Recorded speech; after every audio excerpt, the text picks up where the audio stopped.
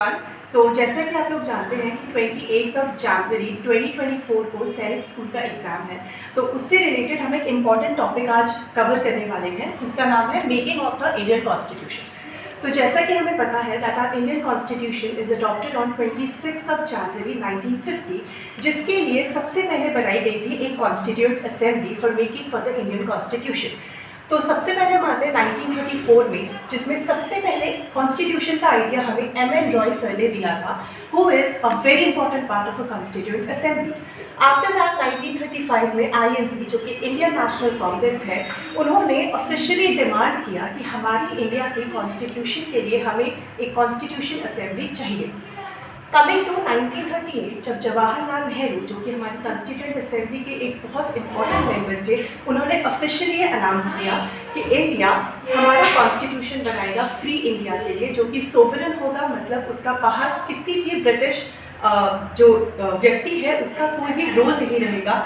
After that, coming to 1940, जहाँ पे finally the British government has accepted the demand for the Indian Constitution in the August of it.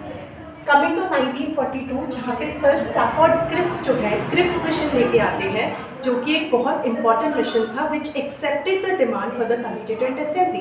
But यहाँ पे एक problem आती है कि द मुस्लिम लीग जो कि हमारी, वो कॉन्स्टिट्यूएंट असेंबली के लिए रेडी नहीं थी। क्यों? बेसिक सा रीज़न है because the Muslim League demanded a separate constituent assembly, क्योंकि they wanted a separation of India. 1946 में आया हमारा कैबिनेट मिशन।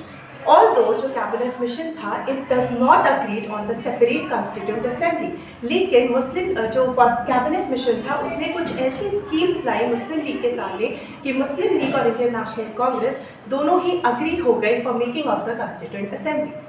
उसके बाद हम जानते हैं 1950 में हमारा फाइनली 26 नवंबर को कॉन्स्टिट्यूशन अडॉप्ट किया जाता है। उसके अलावा सबसे इम्पॉर्टेंट जो चीज़ है, doctor B.R. Ambedkar. Doctor B.R. Ambedkar को father of the Indian constitution कहा जाता है।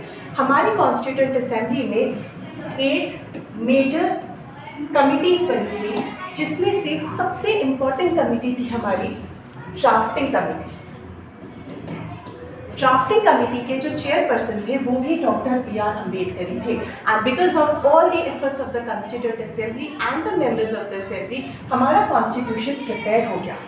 एक और important information guys, constituent assembly ने बहुत सारे सेशंस किए। It took 11 sessions, it took 2 years 11 months and 18 days to make the constitution of the country। Sir इतना